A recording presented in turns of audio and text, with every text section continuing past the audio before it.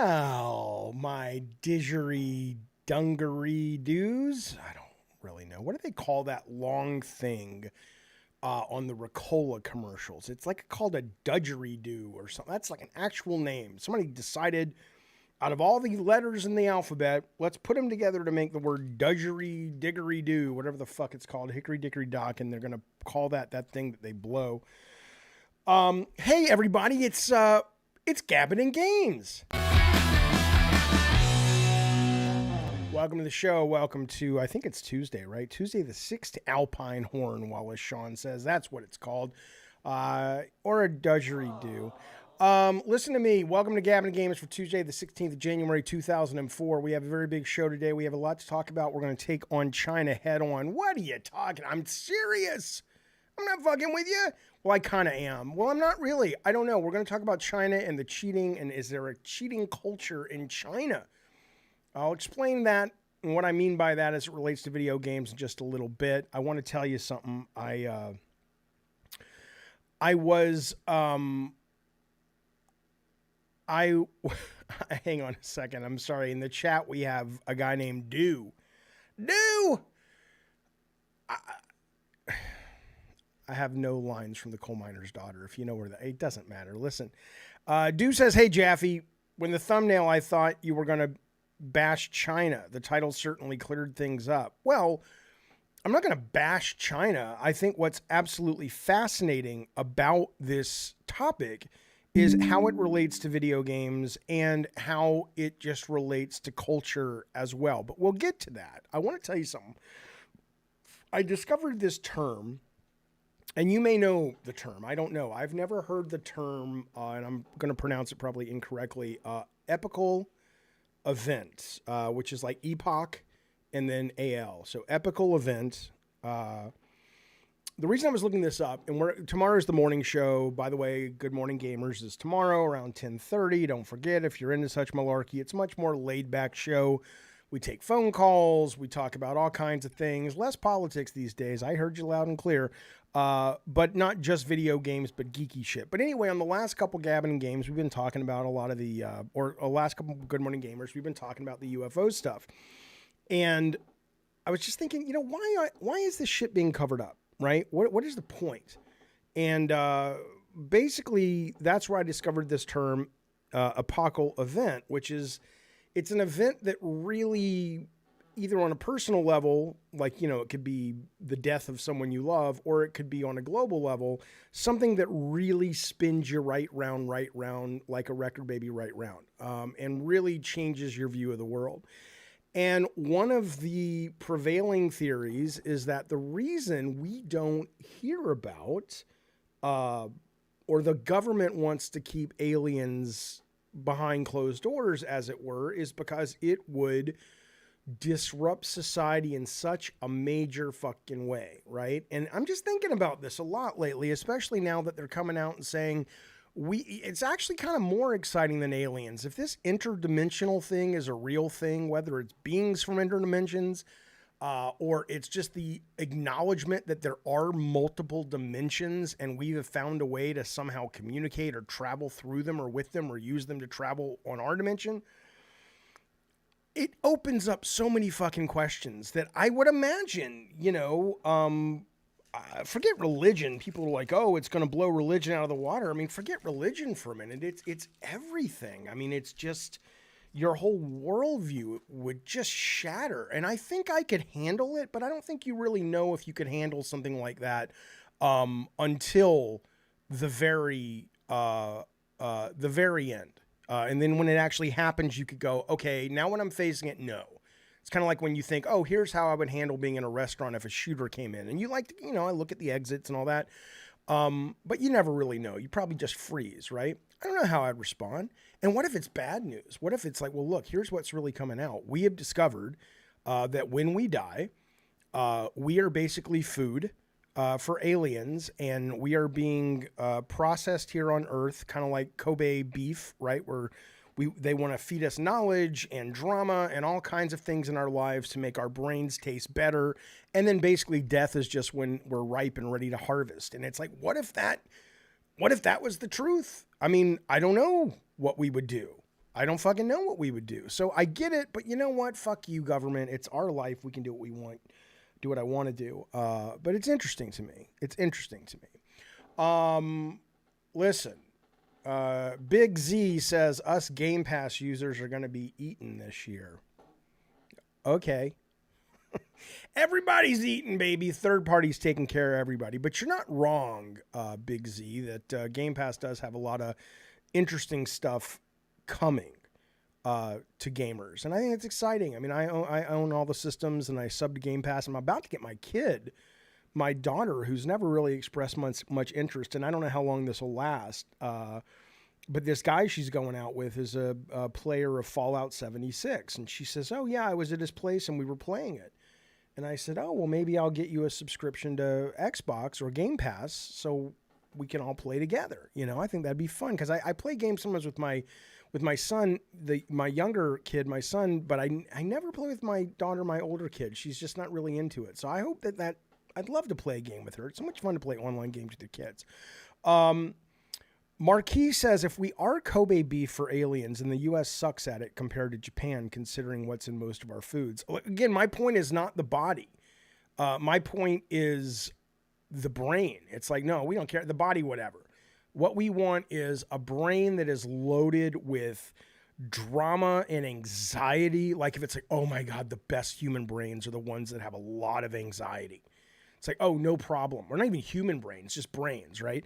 And it's like, no problem. We got this. We get all of our brains sourced from Earth. That place, every year, it gets worse and worse and worse. And listen, I know we're charging more for our brains this year, but there's an election coming up in America, which will affect all over the world, which you know means, of course, as usual, every 4 years, we get a fucking prime pickings of U.S. brains. And I'll tell you what, they are delicious this year. You know that's going to happen. You know that's what's going on. Mental illness as well. It's like, can I get a brain with a side of body dysmorphia? And a little, yes, we have that, but it also sadly comes with a little bit of mild depression. Now, some people like that flavor marbled in, but it's too rich for some people. I could do this all day. I hope there's plenty of wine aboard their ship. I know there's plenty on mine, says Captain Hook. You goddamn right. Okay. Let us move forward. You know what I did last night? I finally beat those two motherfuckers in Elden Ring. The duo skin peeler, or whatever the fuck they are. And thank fucking God. Now, I want to say two things about this. We'll get to some news in a second. Well, first off, I said body dysphoria, but there's body dysmorphia, I think, and not tonight. He hasn't. One of them is a mental disease where you don't see your body as it truly is. The other is a mental disease where your gender, or at least it has been called a mental disease in the past. Whether it stays that way, I mean, homosexuality used to be called a mental disease. I don't know. You know, it's just a label, but the term suggests or talks about people who associate with the opposite gender they were assigned at birth. Okay. Well, see, this is interesting. Let's go back to Elden for a moment. Toxmod says, congratulations, Jaffe. God Duo is one of the toughest fights. No, not anymore. It's not. So listen, this is what I'm saying about this game, and I find it fascinating. This game is so goddamn opaque. And so hard to get your head around if you don't go to the internet or you don't talk to people. And we've talked about this before. This was baked into the cake. This is what Miyazaki wants. He wants people to talk about his games. How do you solve them? Work together. Okay, great. Do what you want to do with that. I think it's kind of cool once you know what you're getting into. So I finally was like, I've had a lot of people tell me, dude, those guys are easy. Just use sleep on them. And, you know, and I did some sleep spell and I got a wand that casts sleep and nothing happened. And then I go on the internet and I learn how to make sleep pots. And I'll tell you what, it's just like, boom, they're sleeping. The other one's awake. Bring on a mimic tier. I mean, that they got killed in a heartbeat. It was so fucking easy once I knew that, you know? And on one hand, I like that. But on the other hand, I'm just like, if I wouldn't have looked on the internet, I would still be fucking playing that fucking ball. I may never finish it. I don't know how I feel about it, but I love it, but I don't know how I feel about it. The other thing I want to ask you, though, so I'm moving ahead again, making some progress in the game. I'm loving the section that the Duo God characters are in. It's very creepy and weird, and I love it.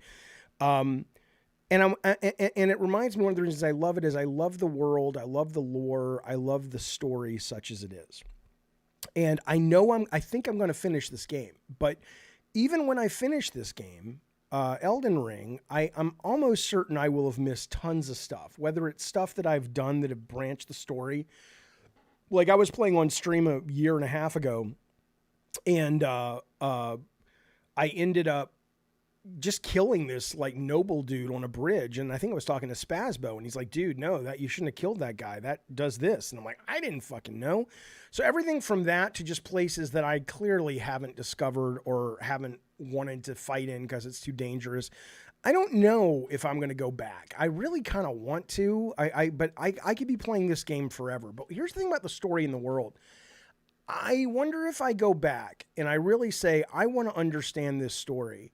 Is part of the appeal of the lore in the story is that it is so ambiguous, right? Like you don't, I'm not saying there's not a story. Maybe somebody who's platinumed the game could absolutely go, oh no, let me explain. See, there was this witch, Ronnie, and she had these 3, disciple. I mean, maybe that's true.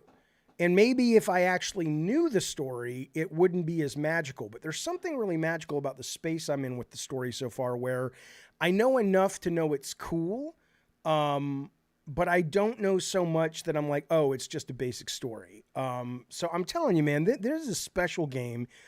It remains my favorite game of all time. Okay, so Darth Nugget says, I platinumed it. I still couldn't follow the story. Yeah, I mean, again, I do think there's some appeal in that, but it's like a hanging mythology, says Mutant Mo, over the game's world. Absolutely. And it fires your imagination. I guess it's the modern day equivalent of when we bought games as kids on the Atari, where the graphics were so fucking simple that you had to just use your imagination to fill in all the blanks. And so that's, I guess, what's happening here, but I love it. I love it. Movie Maniac says, the first time I played Dark Souls, I killed so many people I shouldn't have killed. I love Demon Souls on PS5. That's the only Souls game I've played. Obviously, I played Bloodborne. I kind of want to go back now and try to finish Demon Souls. It's so good. It's so good. I get it. I get it, man. Cheetah Man says, I just can't get into those games. It's too daunting. I get it. 100%. 100 fucking percent. Toxmod says, as somebody that's platinumed the game, Jaffe, let me explain. Look up a video that says quest lines in order. I know, but I shouldn't have to. But I guess I should. I guess that's the state of the world. That's the state of the world. Okay. Let's move forward, though. Let's get into some news, shall we? One moment. I think I will go back, but I want to look at the DLC, and there's so many games. Although I'm going to tell you something. We're going to have a little Cliff Bleszinski story coming up in just a few minutes, and it relates to Spider-Man 2. Not in the way you think. Don't get all excited. They haven't hired Cliff to do anything on Spider-Man, as far as I know. But I want to tell you about it. Okay. Bill Bone says maybe we could co-op on stream. I am absolutely against that. The only time I've ever co-opted on stream was with the guy who actually runs Blue Point. He called in one night and I was like, oh shit, yeah, let's do it together. But I'm telling you, I like to get immersed in those games. I don't want other people in there fucking up my experience. No offense, because I'd fuck up yours too. I'm not saying it's a you thing. It's a, I look at these as single player adventure experiences. I'm not really looking to shatter that illusion. I want to tell you real quick before we get to the news, just fast. Don't forget tomorrow, Good Morning Gamers. That's 10 o'clock. I'm not going to lie to you. That's 10:30, maybe 4 in the afternoon. It's probably 10:30. I'm going to get some sleep tonight. Also, we have launched the Patreon. There's absolutely no reason for you to go to the Patreon unless you want to subscribe to the show, but you're one of those people that do not like giving money to YouTube or are in a country where you can't pay YouTube. So in that case, people have asked me over the last year, hey, do you have a Patreon? I didn't. Now I do. Right now, there's only one tier active. It's all these tiers will be in parity with YouTube. There's nothing you get here that you don't get there, and vice versa. But if you're interested, it's patreon.com/the Jaffe Stream. It's also on my Twitter. So if you want to subscribe and this is what you've been waiting for, it is now available to you, my friends. Listen to this. Foam Stars is announced today. It's coming out January 6th, less than a month away. It is coming for the first month. I think this is a mistake, fellas. I think this is dead on arrival. And I played a little bit of the alpha, beta, whatever the fuck it was, the network test. Not my cup of tea, but I'm going to try it again because a lot of people who did play it liked it. But they're launching February 6th, just like Rocket League. It's the Rocket League / Drawn to Death formula, which is you get it free for a month, and you can download it. And I guess you own it as long, quote, own it as long as you continue to subscribe. But after that month, if you haven't gotten it, it goes to $30. This is not on anything other than PS4 and PS5. I am almost certain, because I was doing some research before the show, I don't even think this is on PC. I'm assuming eventually it will come to PC and maybe everything else, but it's going to launch PS4, PS5 only, and after a month, if you don't get into it, it's going to cost you $30. I get it. It worked with Rocket League, but to be fair, Rocket League was PC day one and PS4 day one. I don't know. Now, if you've played the game and loved it, let me know. Because, when I played it, I just found, and if you don't know what this is basically, I mean, it's not as cynical as just saying, oh, it's just like Splatoon. But it's got the essence of that, but it is more interesting than Splatoon. You're using foam to kind of create barriers and ramps and access to parts of the level, and you can slide through it like in Splatoon, of course. There's similarities, but I don't think it's as much about covering the entire area. Like, I think you have to cover somebody with foam. That's the only way you can kill them or something. But anyway, the problem I had with it wasn't any of that. It was that it was so visually noisy that I just struggled, to figure out. I couldn't see anything, right? I mean, it was just neon 80s, neon pinks and purples and glowy shit all over the place. And I was just kind of like, I don't know, and somebody would shoot foam and it would be this big, beautiful, big explosion of foam happening right in front of me. And I was just like, maybe you kind of can get acclimated to the speed of it and the visual noise. But man, my first experience was so bad, I didn't even finish a match. I was like, okay, I'm done. But, I have PS Plus. I'll try it. Somebody in the chat is saying, and I think it's an interesting idea, that this probably should be a game where it comes out and it drives, as long as you subscribe to PlayStation Plus, it's not just a month. Hey Jaffe, did you see people totally on Twitter going crazy about that one Ubisoft guy talking about subscriptions? I'll get to Personally, I think it's being overblown. Carlos Hernandez, thank you for that super chat, buddy. I will get to that in just 1 second. Foam Star says Toxmod is a perfect example of how Sony tried to do these played to win service games and failed. Yeah, I mean, again, Rocket League did it and it was great. It's just, and again, but if anybody played this besides me, Struggle Boxing says it's going to be game of the year. Great. Maybe it's just, I had a bad, moment. Maybe it was just simply, I was coming at it with the wrong headspace. I definitely will try it again. Production value is great. I don't have a problem with anime characters. I like anime characters. But we'll see. We will see. Listen to this. So yeah, Carlos writes in and says, did I see people on Twitter going crazy about Ubisoft? So we talked a little bit about this yesterday. Ubisoft's head of subscription services, I don't know if this was a direct quote or if it was paraphrased, but the gist of it was correct if you read the interview, where he was saying, a lot of people that are sort of in the core gamer sphere are used to owning their games. And part of the challenge with subscription services is training them out of that mentality if we want Ubisoft Plus to not only survive but thrive. And it seems to be doing better and whatnot. It's got a great lineup this month on Ubisoft. There's so many great things to play. And I get that a lot of people are upset about that statement, but welcome to the fucking future, man. I don't know what to tell you. all I've said before, and I just don't get it. Us gamers are supposed to be the tip of the sword. We're supposed to embrace technology. We're supposed to embrace this shit. Maybe, I don't know. Maybe we do, but maybe there's a lot of people that just take such comfort in escaping video games that they just can't handle the idea that someone could take them away from them. I get it. I mean, I'm not saying they're losers because of it. I'm just saying, you're in the minority. So I get it. It rubbed a vocal minority wrong when the Ubisoft guy said that. But no, this is where it's going, babies. Get used to it. Prepare. Do with it what you want. But I hear you, Carlos, and I did see the people being upset, but I agree with you. It's overblown. Okay. Where did it go? Yeah, I'm actually talking tomorrow to Colin Moriarty on Sacred Symbols Plus. One of our topics is going to be, people getting upset about finals using AI. It wasn't just the voice. They used some stuff from Midjourney. You guys know what I feel about this. I'm like, so... Oh, did they use power instead of somebody from the electric company, instead of somebody riding a bicycle to generate the computer power? I mean, every game that gets made is built on the bones of new technology, or built on the bones of old technology that is given way to new technology. I just don't give a shit. It's the future. It's the way things are going to be. I mean, you're talking about companies that make record profits and then lay off a bunch of their people, even though they're very profitable, just so they can look even better to the stockholders. They don't give a fuck. And I don't mean that they should. I mean, it's business, right? It's not a charity. It's not a family.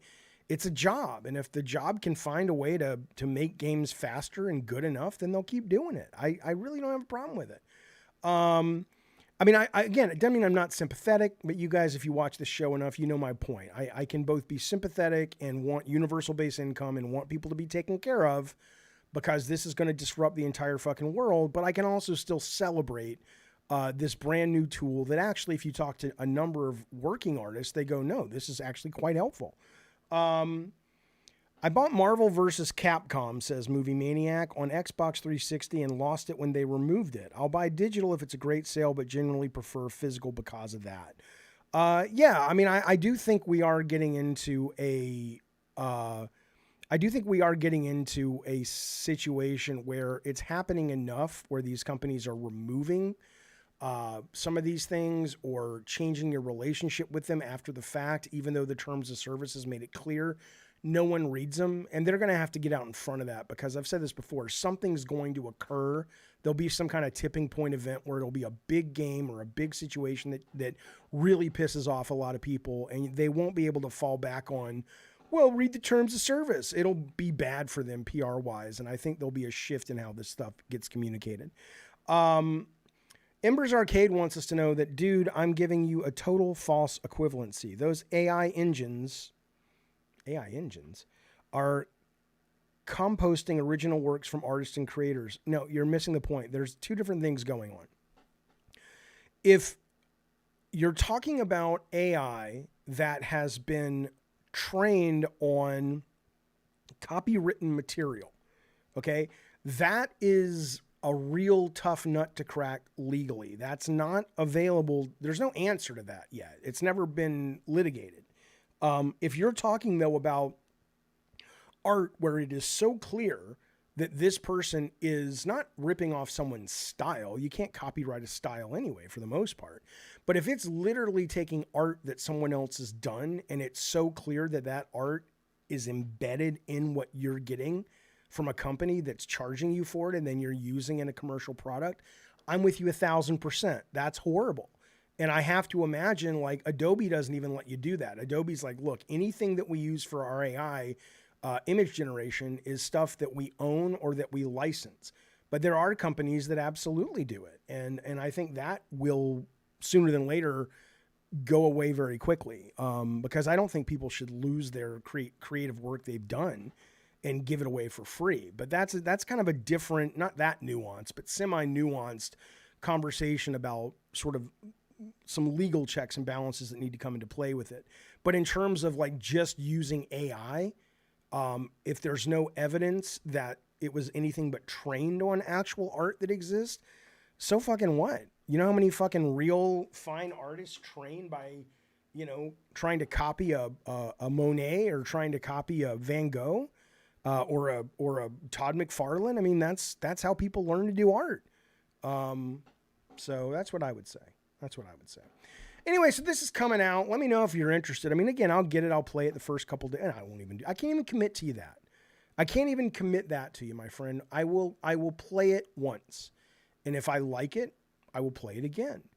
But most multiplayer games online, my experience is I play it once at most and I drop it because I'm like, yeah, whatever. The Finals is the rare game that's come along, and we'll talk about that in just a second, where I actually enjoyed what I played enough that I wanted to go back to it. But then I found out some information that I'll tell you in just a second coming up, where I said, wait a minute, I can't play this fucking game right now. Call of Duty Modern Warfare 2 last year, and now 3 is another one. But usually I'm dropping these fucking games in a fucking heartbeat.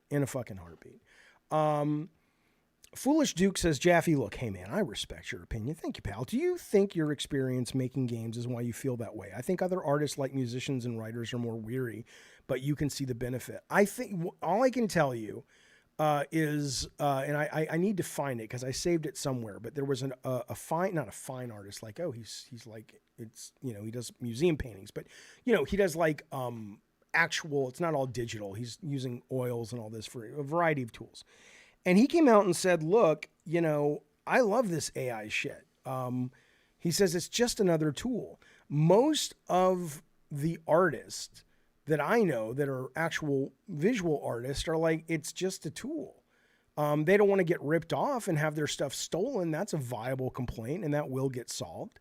But it's like, you know, I mean, I just can't get my head around it. The fact that comic books, I remember the first time I saw this, I went into Top Cow Entertainment. I think we went because we were setting up Sony Santa Monica, and the architect of the space was taking us to a lot of spaces they had worked on that they thought, you know, would reflect kind of what we wanted in the interior of the office. And one of them was Top Cow, which is I don't know if they're still in business, but it's one of the spinoffs from, you know, the Image guys, Todd McFarlane. This was Mark Silvestri's company. They did things like, I think, what's the thing that Paul Jenkins, the game, worked on, the Darkness and stuff like that. But anyway, we went there, and it was the first time I'd actually ever seen colorists using computers. And it's like, so that's bad? The fact they could use a computer, and instead of having to spend all that time filling in, you know, on a splash page, you know, the blue of Superman's costume, they could just click it and the whole thing just, it works. I mean, what do you want? You want to just stop progress? I'm sorry, I don't believe it. And most of the artists that I talk to about this say it's a great tool. And I agree. Let me tell you this. I mean, when we used to make games at Sony, we did these things called one-pagers. And the one-pagers were basically like when we were setting up, we knew we had a new game coming down the line. We didn't know what it was going to be. Everybody in the office got to submit as many one-pagers as they wanted. And it was like a paragraph or two and an image. And if that was enough to get you excited, then we would go, okay, let's let that survive and let's keep talking about it. Well, half the day was spent on the internet looking for images that would match the writing, because most people don't want to read anyway. They just want to look at the picture and go, that looks fun. And I remember we had this one game. This is back when Midway games were like home console on Dreamcast was like a magic time for them. It was like Ready to Rumble and Hydro Thunder. And there was like 4 other games that we kept looking at going, they just have that home arcade vibe down. And one of our designers who worked on God of War, all the God of Wars, Joe Wright, she had this idea for this inner tube kind of Midway Games arcade whitewater racing inner tube game, right? Which would have been really fun and cartoony and over the top and all this shit. And I loved it. And we couldn't find any fucking images for it. And we finally found something, but it never really captured that flavor. You could go to the goddamn internet right now with AI and say, you know, hey, this is exactly what I want. Within 5-10 minutes, 2 days of work would have been done. So I'm sorry. Yeah, I mean, I would agree with you that part of it is my history going, wow, I wish we would have had those tools back in my time making games. But it speeds up work and it lets you get your creativity across faster. CD says, CR3D says, what's Jaffe talking about? I just got here. You don't want to know, because the last time you branched away from the Gavin and Games community was because of this exact topic. So, you know. All right, we're going to change topics, though. We are going to roll ahead. I see Plazookas is in the waiting room. Let me get to him in a minute, but I want to talk about some information that came down the line today on an Xbox exclusive. I think it is Contraband, which was announced a long time ago, day one Game Pass, from the guys who make Avalanche, right? They made the Mad Max game, and they make Just Cause. This is their new game, and we're getting a little bit of information about what it is now. And again, this is early, because I know we were talking the other day about Developer Direct, which comes up this Thursday, where we're going to see Indiana Jones and Avowed and a bunch of stuff from Xbox. And we were all, you know, kicking around the idea of, are we going to see a surprise fifth game? And somebody had said Contraband, and I'm like, I don't know, especially now, because this sounds like it. They say it's still between alpha and beta. But here's what was revealed on this podcast. Middle-aged game guy, who I think is an editor, or he's the co-host of the X&C podcast. I've never heard of it, but I guess that's Xbox-centric. Here's what he says. He's talked to a person who talked to him. He hadn't seen it, but this guy has seen it.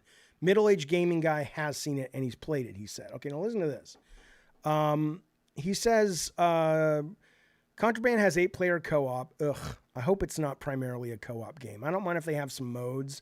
I'm so fucking over co-op fucking games. I'm just over them. Let me fucking play myself, or let me have a mode. But if it's like a fucking Suicide Squad with cars, I'm done. I'm not interested. But he says, I've seen it with my own eyes. It's set in the 70s, and it's reminiscent of things like, it says Duke Hazard, Dukes of Hazzard, Battlefield Hardline, Payday Driver, but not Twisted Metal. So there's lots of chases and cars ramming and all that shit. It's not just driving. It's between alpha and beta. He says he knows someone who played it 2 weeks ago, and he says, hype this game up. It's awesome. That's all we really know. But it's more than we knew before. So, I was on X&C before. I'm on a lot of fucking things, man. I don't know. Captain Crunch says it's multiplayer only. Is that accurate? I don't know if that's accurate. I mean, it might be, but I did not know they had announced it is anything only. I don't think they've said that yet. Contraband, let's find out. Contraband game multiplayer only. God, I would hate that. Can I play? I don't know. The Contraband, it doesn't. It has, okay, plus enjoy online console multiplayer. No, it doesn't say. It doesn't say. So I hope to God it's not. But, you know, whatever. I mean, people love those games. Go with God, blah, blah, blah. Not for me, though. Captain Crunch says it's 4-player minimum is what he heard. I haven't heard that. But I'm just so bored of that shit, man. Just give me something fucking cool. The thing is, though, and I'll get to you right after this story, Plazookas, I promise. The thing about this is interesting to me, though, is it's even funny, like Zeke in the chat, and Zeke's name is Zeke1970. So I'm assuming you're a kid of the 70s, because you're also referencing Smokey and the Bandit. Well, most people don't know what the fuck Dukes of Hazzard or Smokey and the Bandit are. I mean, they know, but it's, you know, it's not from their, you know, their worldview, their wheelhouse. And I was thinking about this, right? As it relates to what we're going to talk about with Cliff Bleszinski, what he tweeted earlier today. And they dovetail together. And you know what? I'm going to save that story for just a brief moment. Let me see what Plazooka wants to talk about, because the story about what Contraband is and what Cliff is talking about, I think marble in beautifully together, and they really are kind of saying the same thing. They did Toby Moss. They did remake the Dukes of Hazzard game, or they made the Dukes of Hazzard game back on PS1, and it sold surprisingly well. It sold like over 1 million copies. Race for Home, I think it was called. I loved it because of the license, man. Hello, Awesome Tatum. All right, Plazooka's coming in hot. What you got, buddy? What's going on? Hi, Jaffe. I'm sorry to bother your stream. It's going great. I love it. Well, but that's the point. I wouldn't have brought you on if I didn't want you on. What's going on, baby? I want to talk about AI for a minute. I know maybe this is a controversial subject, but Not I to just me. think, okay, with cross-play, cross-save, with hacking, cheating that goes on in video games, like it just seems like the artistic side of games has been diluted over the past, 20, 30 years since I started playing video games. And I think the vocal community that's talking about AI and how it's going to take over jobs or how it's going to take over the creative process, I think is being a little bit, um, I don't know, reckless with their dialogue when we've already lost a lot of artistic expression as it is with video games because a game comes out, the PC community tends to mod it, hack it, create all these cheats for it, and then dilutes the actual design of the game. I think you were talking about Elden Ring previously about fighting those two bosses, and you didn't want to go online to look at like anything because you didn't think that was going to be the creative vision's direction. And then you realize that the director said, no, the game is about taking the community and trying to figure it out. That's his particular point of view, but that's not everybody's or every creative decision for video games. So I'm just trying to wrestle with how we've decided to just take a game and dissect it and dilute it of what it actually was intended to be, and then have an issue with AI basically going to be able to streamline this to make it more effective for these developers that never get the credit they deserve anyway. I'm struggling with your question to figure out the link though, because first off, I don't agree with the theory that video games artistic sensibility has gotten diluted. It has gotten diluted in AAA, but I say this all the time. That's got nothing to do with anything other than like every other medium. When the cost goes up, the risk gets too high and the personal take on things gets ushered out in exchange for a more palpable mainstream take on the material. That happens with movies, TV, music. Certainly happens with video games, but video games are flourishing at a lower budget in terms of creativity right now, all over the place. So I'm not, if you're just talking AAA, I would agree, but I don't think the culprit is anything other than the budget is what I would say. As for AI though, I think what it is it's one of those things where people's hearts are in the right place because just like with unions, right? They don't really want to think beyond the headline. And thus, oh, I support video game unions. Oh, I don't like AI. It's bad for the game makers, blah, blah, blah. But if you actually really go down, it's not even that much of a rabbit hole. If you explore it a little bit, it's not those things.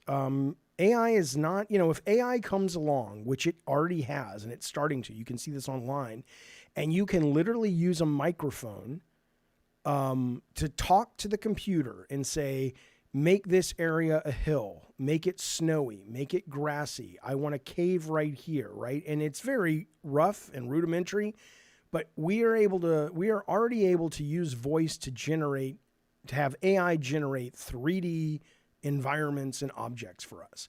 If you think that's going to limit creativity versus usher in so many more people that had been gatekept from the ability to express themselves interactively, I don't know what to tell you. Because why would we want to? That's like saying the only people that should be able to write novels are people who have access to a printing press and know how to operate it. Don't sell notebooks and pens at the grocery store. Then anybody could write a book. I'm sorry, I just don't buy it. I don't buy it. That's what I say, sir. It was a fantastic rebuttal. I just wanted to come in here because I'm somebody that's played video games since the Atari. Me too. I believe in whatever the creative direction of the game is, and I know that is different for each different game. And I'm not someone that plays on PC predominantly because I've always believed that consoles are basically the place where games can go and be able to have their creative vision displayed accordingly. Where if you take it to the PC, you have mods and all these other things that can happen on there. Sure, but that you don't have to play the mods, right? I mean, you can put a game out on PC and maybe somebody mods it, but it doesn't take away from I can take the movie, I can take Star Wars and re-edit it and slice porn in it every time you hear the sound of a lightsaber. And you can have access to it, but that's, you're not going to be like, that ruins Star Wars. I mean, might make it better. I don't know, but that's, I don't agree with any of your theories, but I love that you called. I love your points. Okay. And call back anytime, buddy. It's always good to talk to you, man. Thanks. Bye. All right, see you, dude. We don't have a meeting of the minds, but I like that guy. He's a smart human being. Okay. Unreal 5 says ToxMod is going to be easier because of AI that utilizes for developers to develop games. Well, to a large extent, you're right. The creativity in the people doing smaller and medium games are absolutely going to have more access to the creative tools in a way that will allow them to work faster, smarter, and get more people in who are capable of getting their heads around the tools. I still think those AAA games, even though they'll get made less and less and less, are going to be the ones that really push the tech forward. What do you mean I shut him down and didn't let him finish, Snake? I heard what he said. I mean, he's welcome to call back. I don't think I shut him down. I heard exactly what he said. I didn't agree with him. He's saying that, what do you want me to say? We don't agree. Snake says, I don't agree. Bye. Is this a fucking hour-long debate for every call? You heard what he said. If you agree with him, great. I don't care if I'm right or wrong. It's subjective. But I certainly would be able to point to you and to him a lot of examples where console, while it does have its share of very creative indie games that you can get mostly on PC as well, more of that is happening on in the indie space and the AA space, which tend to be available on PC a lot more frequently. And in fact, let me just show you guys something since we're debating it really quick. If you don't know about this website, it's called alphabetagamer.com. If you're a PC gamer, you cannot afford to miss this if you genuinely love the medium and you love the art form of video games. Because what they do is several times a day they will update and they will show you things that are available either to sign up for, but 95% of them are playable, that you can get demos right now. And it's usually not the big stuff. It's just interesting, weird shit that they think would float your boat. And I have gotten so many great games. And again, I could see a lot of people looking at this, an unnamed PvP mech tactics game, and say, ugh. And that's fine. It's not for you. But you're not going to get this anywhere else, right? And if you love games and you love gameplay, this is a great site to go to. So check it out if you're interested. It's called, everybody's been talking about wanting, what was that game on PS3, Buzz? This is basically a remake of Buzz. It's called Brain Show Party Quiz. Open beta right now. Alphabetagamer.com. CR3D says, Jaffe, I think you have a difficulty with active listening skills. You've already thinking about what you're going to say before you... Okay, what you don't get to do, CR3D, we're going to move on in a second. What you don't get to do... I hate when people do that. I hate when people say things like, oh, you're wrong about this. Okay, how am I wrong?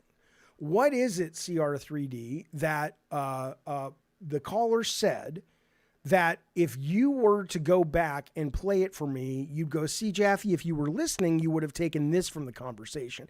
I'm not saying you're wrong, but simply calling someone and accusing them of a certain behavior without any evidence is 95% of the problem with comment sections in the internet.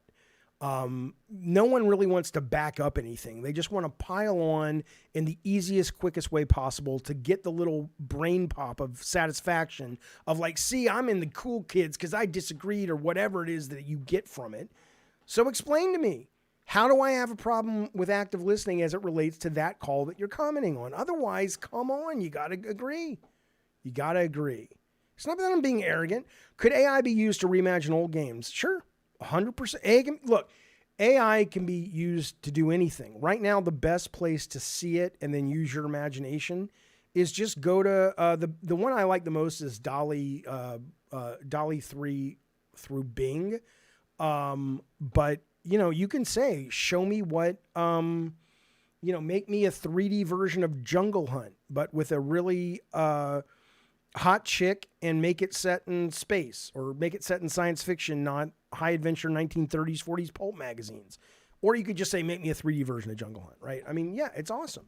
Eventually, that's going to just be the way it is.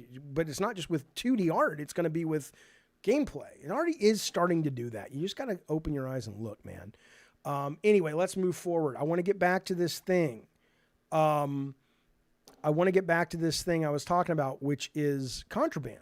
Okay, so contraband, they didn't announce, but it leaked what it is, blah, blah, blah. Okay, great. But here's what I'm wondering about. Like Zeke was talking about Smoking the Bandit, Dukes of Hazzard. They're saying this game plays like Dukes, Battlefield Hardline, Payday Driver. I don't know if the current mindset of Gen Z and even to some extent younger millennials I don't think car culture is to them what it was to a lot of older people. And I wanted to kind of confirm this, and this isn't a definitive thing, but in terms of, so contraband's not going to work. But it's just that when you're citing things like the Dukes of Hazzard and you're citing things like card chases, I just kind of go, that appeals to me, but does that appeal, is that a mainstream concept, right? And I was looking it up, and you can find it everywhere. But Gen Z, the driving rate of Gen Z and younger millennials is absolutely less. It has been reduced. What does it say? 1997, 43% of 16-year-olds and 62% of 17-year-olds had driver's license. In 2020, it went from 62% to 25% for 16, 17, and part of that's the pandemic. 17-year-olds went from 62 to 45. Sorry, I got those reversed, but you get the point. The trend isn't most pronounced for teens, but even older members of Gen Z are lagging behind. In 97, almost 90% of 20 to 25-year-olds had licenses. In 2020, it was only 80%, so it dropped 10%. So this idea of, I'm not saying people aren't buying cars. And yes, of course, it depends with the surveys. I know. It's always something contrarian. You always got to jump in there. Well, it's a goddamn Washington Post article talking about the study that was done. I guarantee you the study that was done wasn't done in one town, and they decided to write an article for one of the biggest newspapers in America applying the statistics gained in that small little case study and applying them to the entire country. Yes, it's a good study. And it's not just there. You can find it all over. Just Google, are younger people driving as much? And I only bring it up, though, because I just wonder about, if you are going to greenlight a car game like that, even I couldn't find the sales for Gran Turismo 7. I was looking them up. GT Sport did well, very well. It sold like 12.5 million copies. But GT Sport came out in 2017. There hasn't been a new GT since Gran Turismo 7, which came out in 2022.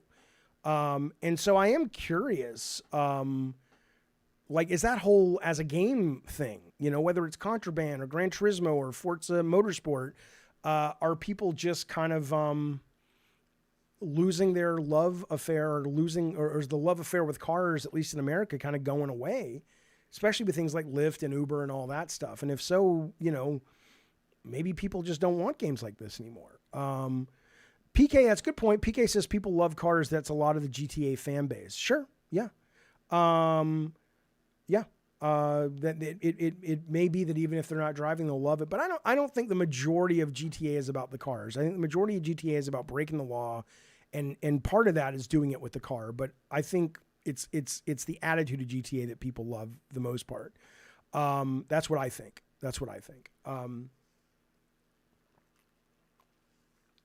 Okay. Let us move on, though. So here's what I wanted to tell you. This is why it's important to me, why it breaks into my brain a little bit. I do want to tell you some quick design thing, though, real quick. Well, see, I don't get that. My name is Captain Catch says the Insomniac leak said GT7 had 600,000 pre-orders. I was looking up the leaks. The game shipped in early 2022, and the sales of PlayStation games that they leaked from first party was mid 2022. So it was still early, but it wasn't on there at all. There wasn't a single mention of GT7. So I don't know where it actually kind of came out. Yeah, Awesome Tatum, you're saying that, I don't know, but GT Sport and GT7 have sold more 10 of millions of copies. Well, again, we know that GT Sport has sold about 13 million. We don't have numbers for GT7, and it's been 5 years since there was a mainline GTA up until last year. Anyway, whatever. Okay, the bigger point is this, though. Two things. As a designer, I will tell you, I find this whole thing fascinating when it comes to designing around a cinematic concept. Stick with me for a moment. Whether you want to design games, do design games, or you just think this stuff's interesting like I do. So a lot of times what would happen is we would get concept art and I would direct concept artists. Like, let's just take Twisted Metal because we're talking cars. And I would get this image back that was just, I couldn't stop looking at it, right? Which was like, guys leaning out of windows. One of the reasons you don't have all the character stories in Twisted Metal 2012, all my fault, because I was so in love with the idea of seeing the drivers leaning out with bazookas and machine guns and, all those great images that you see if you look up, like Grand Theft Auto, online car battle. And they do this beautiful fucking key art, right? It was that kind of stuff. If I can just find some shots of it, this is not a very good shot. Let me find you a good shot, because it's just gorgeous key art. And you're like, oh my God, that looks so cool. It looks so fun. And so that would be the kind of stuff that I would pay for and then build designs around. Okay. But what ended up happening, and what it took me longer than it should have to learn, is that the game itself doesn't really feel like the image that you are looking at on the screen, right? So if you've ever seen those images of like, let's say there's a guy on the back of this motorcycle shooting, and then your buddy's driving, and you're like, oh my God, that would be so fucking cool. But then when you make the game, the act of doing the thing that they're doing in the movie is very different than the feeling you get from watching them do what they're doing in the movie. If that makes any fucking sense at all. Because in the game, it's basically like a turret and someone else is driving where the turret goes. And there's nothing really all that fun about that. After a while, it's like, oh, I don't like that you turned. And I'm like, you fucker. It's fun for a few minutes, but you want to get out of the fucking car because you want control over where you're aiming. And so that's the first thing that just hit my mind, is that if I was back in the day making Contraband, I would have had these beautiful key art images. They would have been in magazines. I would have used them to sell marketing, to get a green light, all that shit. And then end of the day, though, that would not have been the game that you played. Just like Twisted Metal doesn't feel like the concept art, right? So I just wanted to bring that up because I thought it was interesting. The other thing, though, that I thought was interesting is here's what Cliff tweeted out. He says, tomorrow he's doing an interview focusing on ageism in the game biz. Okay. So I don't know who he's interviewing or who's interviewing him, but I imagine what he's talking about is more hiring practices and this and that and the other. But it is something I think about. I think for me, because, I have a name in the industry still to some extent, I've had some successes to some extent. I still get people saying, hey, let's work with Jaffe. And I appreciate that. I get calls all the time. And most of them I say, well, thanks, but no thanks. But some of them I kind of go, well, let's talk about it. But I would agree, if you're my age and you've been just a great craftsperson, like say you're a great level designer and you're 50 years old, I get it. I get why somebody would say, I don't mean I agree with it, but I get why if you're hiring a level designer, you'd probably rather hire somebody who's 22. Because they're not always, but more often than not, their ear is to the train track of sort of what the main audience is playing. And I don't know how to get around that. I mean, because ultimately, I know there was this one designer who I will not name, great fucking designer, and he was getting older, and he made this effort to play a bunch of modern games because he knew it was good for his career. But I basically said to him, I just said, yeah, but if you're forcing yourself to play those games, you clearly don't want to. So shouldn't that maybe guide the decision of the kind of places that you want to work? Because it just, why would you, it feels like you're going to be pretending to be something that you're not. And the cool thing about it, though, is that gamers are getting older. Kids who grew up like me with the Atari and the arcades, 50s to 60. I don't think you're going to end up seeing a lot of those people just go, oh, I'll just go play Candy Crush. I think you're still going to have people like me and people older than me that want to play games and want to go on cool adventures, but are like, look, we're older. We either don't have the time or we don't have the reflexes. And I don't know how that's going to change the landscape. I don't know if it'll just be AI adjusting difficulty mode on the fly.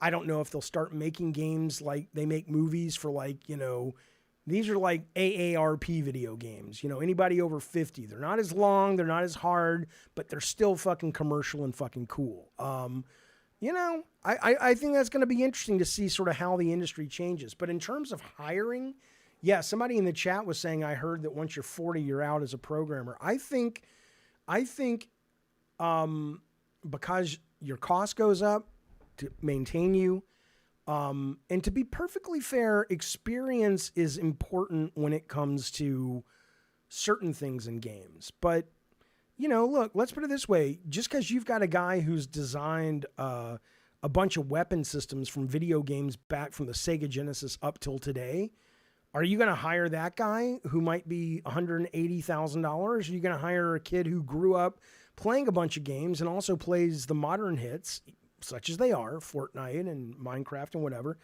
and they can still do the same shit? So I don't know. I think it's really interesting. I'm not saying fuck old people, Milkmaster. I'm actually saying that I think this space is going to be very interesting and dynamic, and disruptive, because it's not like you age out. 50-year-olds don't age out of wanting to see action movies. See, I don't agree, PK. PK says people your age will mostly play quick mobile games like Marvel Snap, not big cinematic games. I don't think you're right. I think that's horseshit. I mean, first off, Marvel Snap is awesome. So let's be clear. That's not some little rinky-dink fuck face. But what I will tell you, sir, PK99, is that there are going to be gamers who came up that still want to play an action game. They still want to play a cinematic action adventure game. They just want it to be, different. They want it to be more in line with their lifestyle. So I think that's interesting. And maybe this is what Cliff will talk about. I'm looking forward to listening to this and his take on it as a guy who I think Cliff's 50 as well. Cliff is in a place where, he's done enough where I don't think his age is going to hit him all that much, but it might. It fucking might. I can tell you guys, when we did Drawn to Death and it bombed, and when we did Drawn to Death, I pretty much had carte blanche, right? The studio believed in me, Sony believed in me, and up until even after the day at launch, people thought it was going to be a hit, and we were talking about the next game. Well, the next game comes along, and I'll tell you, the publisher was like, okay, we still want your creativity, but you shat the bed. I don't know if they thought you're too old. I have no idea, but they were definitely like, we're going to guide how you spend our money a hell of a lot more than we were, which is probably one of the reasons I was like, I'm done. I don't want to do this. This isn't fun for me. But that said, though, yeah, I mean, maybe if I was 22, I would have been able to sort of, give them what the market wanted, because I would have been that market. I'm a different market now. Wrath Isle says, I'm 47 years old. I started programming at 16. I work in AI-related fields. Be thankful there are older people in there, to be honest. No, I agree. And I think programming probably matters more when you're talking about experience than, game design. But I'm sure a lot of game designers would disagree with me. I'm not saying they don't have a lot to offer, but the audience isn't that. Let's put it this way. there are people excited, and I'm kind of excited, but there are people excited about Tomb Raider Remaster coming to PS5, 1, 2, and 3. Now, I'm sure they're doing some quality of life adjustments on those games. But those games are antiquated as fuck, if I remember correctly. The idea that, hey, I did the level design on Tomb Raider 2, and thus I'm a pretty valuable asset, I don't know about that. I just don't know about that. I'm not saying they're not valuable. I'm saying that what you learned was to lay the bricks that other people have built their education on. But I don't know. I don't know if I agree. Prince Green says, I'm 38 and sometimes I do feel like I'm too old to understand rollback. I don't know what that is.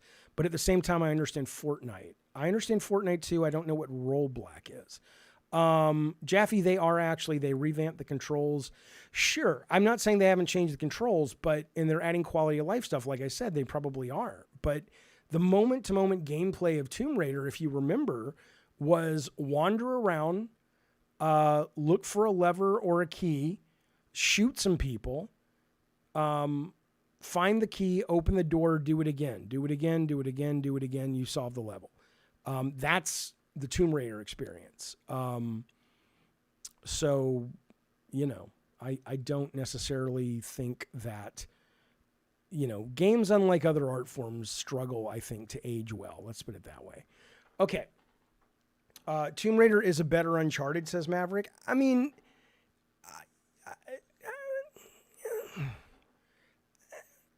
it's better in that it came first and it laid a lot of the foundations of that genre.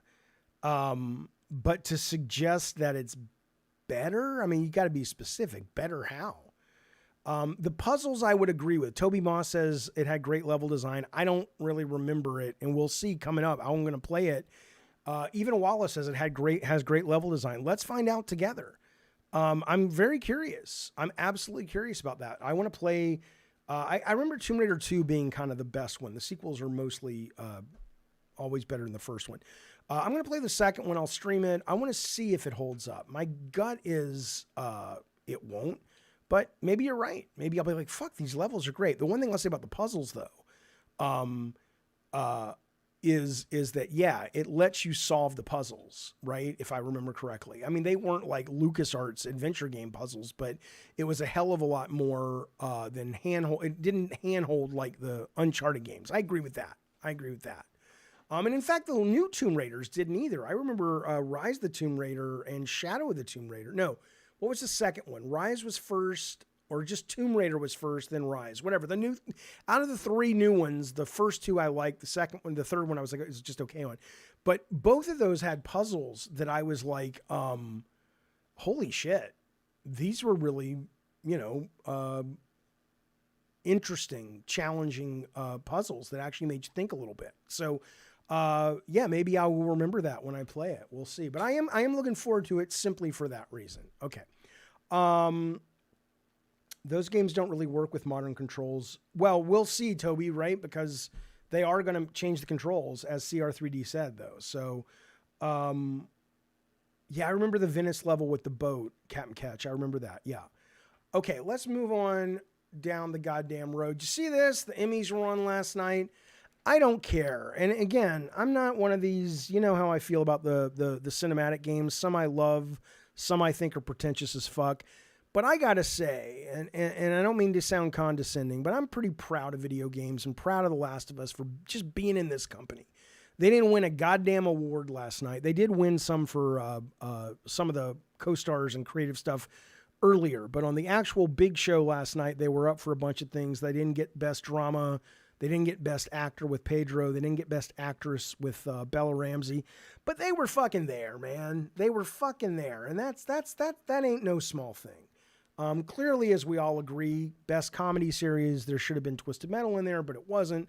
But that said, though, short of that, this was pretty cool to see. But I don't know if I was surprised, because the world always likes to lose their shit over Succession, which I have to admit, Succession is one of those shows like Breaking Bad that for me is just, it seems too serious. I don't care about it. I've tried to watch it.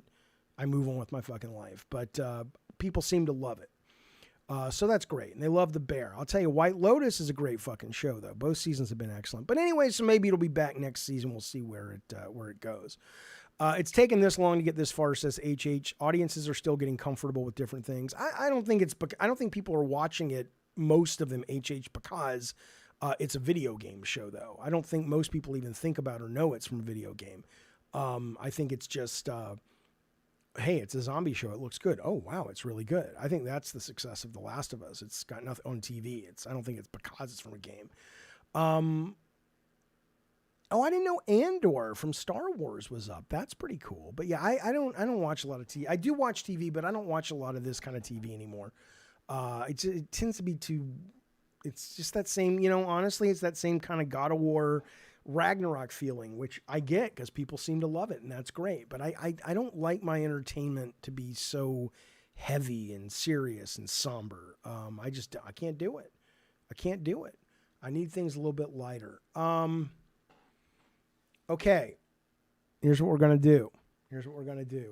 We are going to take a 5-minute break. Now, I want to tell you something. If you're a God of War member, in the future, like starting in 2 or 3 weeks, if I can get them from you guys, if you're a God of War member, I'm going to take every hour and 10 minutes, like a 5-6 minute break, because I need one, right? Because a lot of times you'll notice in the show, I start to lose energy towards the end and I skip stories, blah, blah, blah.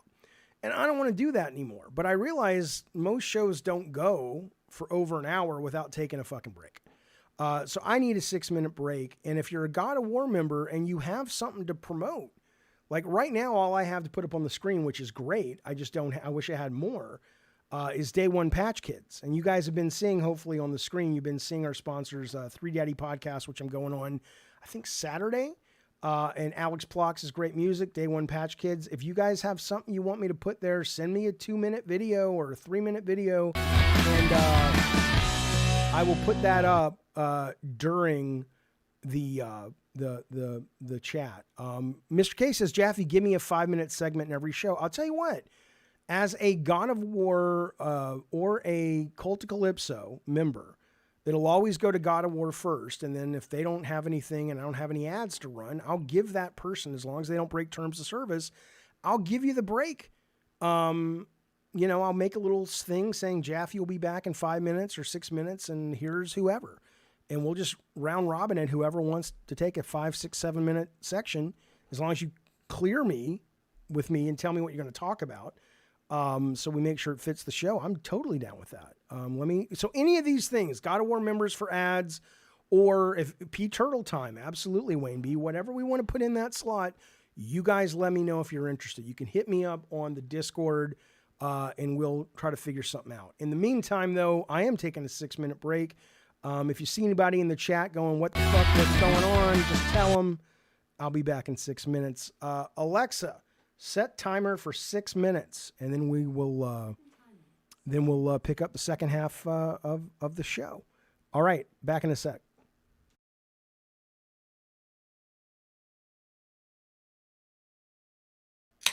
Welcome back, motherfuckers. I appreciate it. Thanks for waiting on me. Allow me to take a little bit of a little break. Welcome back. Second part of the show. As a reminder, as Daryl Medic says in the chat, don't forget, thumbs up the show if you like it, that is. Leave a comment if you want to. Share, retweet, tell a friend. You goddamn right. Think about joining membership here at YouTube, Patreon. Keeps the show healthy. All kinds of member stuff coming up. We're going to do a gamer night pretty soon. Probably going to be Call of Duty 3, maybe Wreckfest. I'm not entirely sure, but we're going to be doing some stuff. We did a movie night a couple days ago. We did Zombie Ass and what was the other movie we watched? Brain Dead from Peter Jackson. I thought it was okay. I didn't love it as much as Zombie Ass. Zombie Ass was over the top and fucking crazy. Brain Dead probably was a big deal when it came out, and there was some good gore in it, but it wasn't, I didn't sit there and go, holy shit, this is the campiest, craziest thing. It was okay. But yeah, Wreckfest is excellent. You can't go wrong with either one. It's total redneck gaming night. If we do Call of Duty, Modern Warfare 3 multiplayer or 2, whatever you guys want, and Wreckfest, that's meat and potatoes, baby. That's Trump country, for what that's worth. All right, let's get rolling. You see, in the break, I just saw Jeff Keighley tweeted this. Now, this is going to be an interesting thing.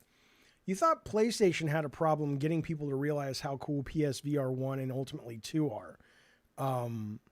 It's not as bad as this one. The Apple Vision Pro, which I am all in on AR. I love it. Mixed reality, whatever you want to call it. I think it's the knees bees. I'm a big fan. But I don't know, unless you go to the Apple store and then I don't know, you've got to make a reservation just to fucking play with the thing. I don't want to put something on that's going to get lice or something from some fucking kid. I don't fucking know. Point though, is he was a fan. He says, what an immersive experience. This is the thing, the goggles, they're silly looking, but they're cool.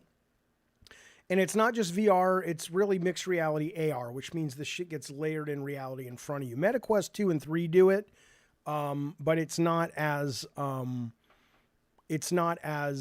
powerful. This is a $3,500 device. That's the problem with getting it in people's hands. But Apple knows that. I don't think they expect this to be the iPhone yet.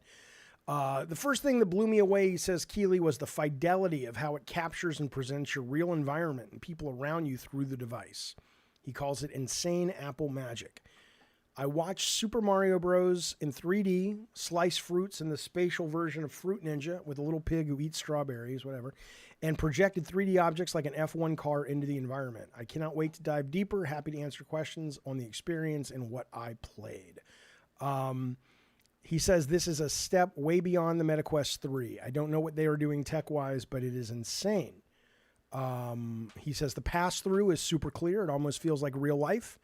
Insane frame rate and fidelity, no lag. It's deeply immersive tech, well beyond MetaQuest 3. So, it's exciting shit. I'm looking forward to it. I ain't gonna drop $3,500. Even if I felt comfortable dropping $3,500, I don't feel comfortable dropping $8,000, which is ultimately what it will be when they release the next one next year. And I'm like, well, I want that one now. So, I'm excited for this, but I wonder what it has to sell for them to go, we did it, boys. That was a success. We're on the market. Because they're working on making it cheaper.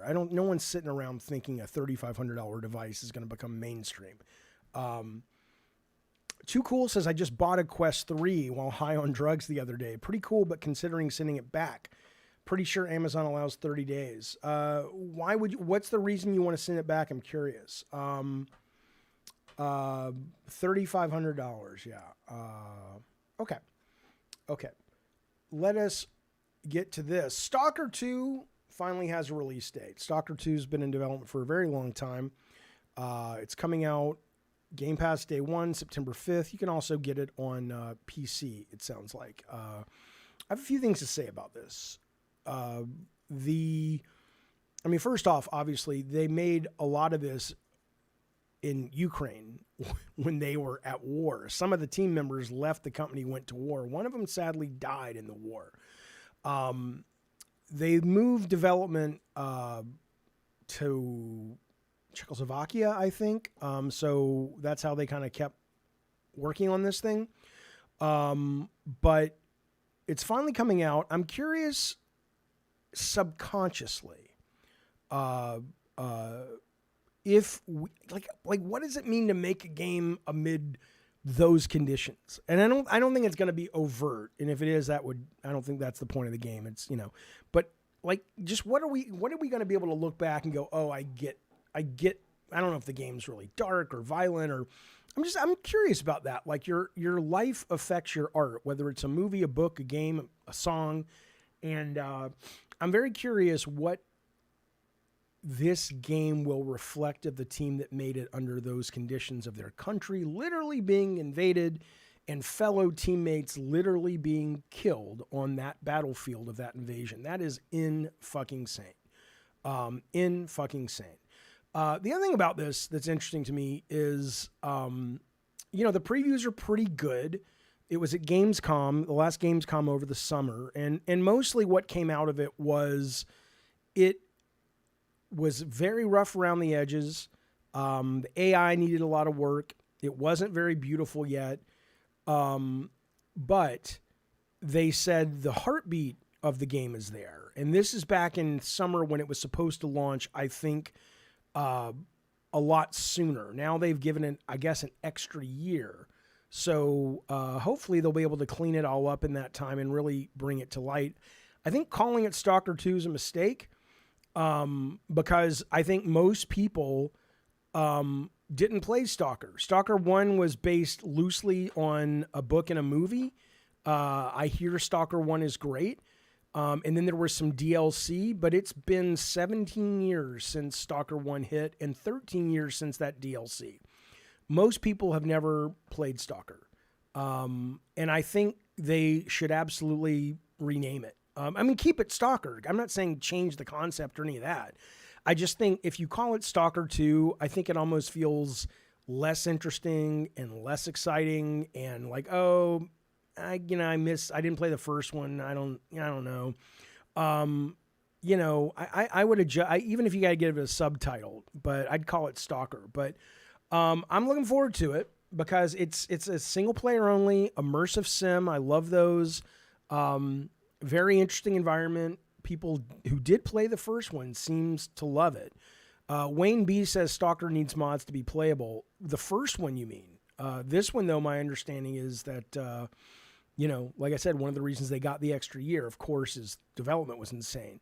But I also think that, hopefully you're not going to need mods to play it, at least on the goddamn Xbox day one. Toby Moss says Stalker has such a cool atmosphere. Yeah, sometimes I get this one mixed up with Metro, which was another similar Eastern European monster something. I don't fucking know. And I kind of get them mixed up, but I'm looking forward to this. This will be coming out now. They've announced September 5th. So there's I guess, hopefully it's going to be great. And it'll be a good game to kick off Xbox's Christmas with. Metro Exodus, right. Absolutely right. Yeah, Wayne B says the first one needed mods. Okay, so let me ask you this. If I went back and played Stalker 1 on PC with mods or whatever, would I enjoy it, or has it not aged well? Or should I just wait for this one? Brandon says I never played Stalker, but I have the Metro game, so I'm interested. Or maybe I should just play Metro because I never really played much of that. Jaffe says CR Stalker is not much of an immersive sim. Well, I'm reading their press release that they're calling it that. More like Rainbow Six or early Ghost Recon. It's brutal difficulty and punishing. I'm okay with that. Its Metro is similar, Jaffe, because people who made Metro made the original Stalker. Oh, okay. That makes sense, Prince Green. No, these guys are literally calling it, though, like at the previews. This is what they said. This is from Games Radar from Gamescom. The second Stalker 2 demo I played was not fit for public consumption. The truth is I'm happy to wait for as long as it takes. I'm just reading directly from the article here, fellas. Because beneath the broken AI, jagged foliage, and misfiring weapons is still the beating heart of Stalker. My biggest question coming into the game was whether the developer would be able to recapture the spirit, and on that I'm confident that the team is on the right path. Long-awaited experience for the immersive sim fans among us. So that's kind of where I got it from somebody who played it. We can wait a little longer to crawl through the Chernobyl exclusion zone. With its punchy weapons, sprawling open world packed with horrors, human and mutant alike, anomalous pockets of curiosity, and a cleverly set nonlinear narrative, Stalker 2 could well be the breakout FPS of 2024. What I've played, the tone and spirit is right on, but there is this nagging concern in the back of my mind about the stability of the wider experience and whether the quality of fundamentals will raise substantially enough for the game to fulfill its true potential. And this is before it got the almost 1 year delay. So I'm excited. So you say, Wallace says play Metro Exodus instead of Stalker 1. Brandon says all Metro games are excellent. Okay, so if I'm going to play Stalker 1 or one of the Metro games, which one should I play? If I've never really gotten into these genres before, just because of time, not because I don't want to play them. CR says immersive sim is more like Deus Ex and System Shock. Right, that's what I was assuming this was, because that's what they call it. But whatever, I'll play it and see. For Shizzle says, no, go fuck yourself. Metro and Stalker are nothing alike. Oh, yeah. I don't know what to do. Twisted Sid, thank you for the little devil sticker. I appreciate that, buddy. You get in exchange...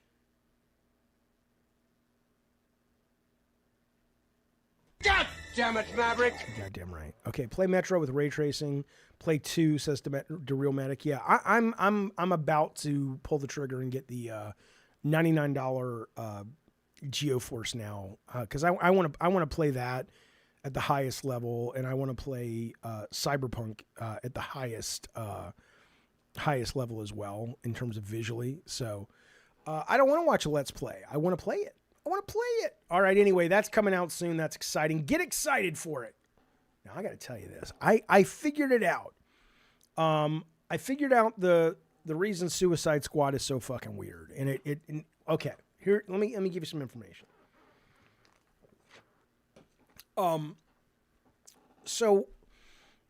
Okay. Suicide Squad, Alexa, stop. Suicide Squad is... I don't know if it's going to sink or swim. It doesn't seem like it's setting itself up for the most success. People who played the alpha do seem a little bit more pro on it than the press reviews, whatever. But I figured it out. So a lot of people, thank you, Twisted Sith, a lot of people for a long time had said, oh, this was their Superman game. And they were kind of forced to pivot and make this. And that's been debunked. And Jason Schreier wrote an article recent as last week, continuing to debunk that. But here's what he said, which makes so much fucking sense to me. And I don't have any evidence of this, except I worked in goddamn video games for 20 plus years making games. And this shit happens all the time. Because if you look at Suicide Squad, you go, okay, whether Rockstar loved Suicide Squad or not, in terms of the property they wanted. We know it was a canceled game from another developer or a canceled license, and they said, Warner Brothers said, here, you're doing Suicide Squad. Or maybe they said, do you want to do Suicide Squad? But I seriously fucking doubt it. So when you look at Suicide Squad, it doesn't make a whole lot of fucking sense, right? You've got these characters that they have had to jump through hoops to explain why they move like they do.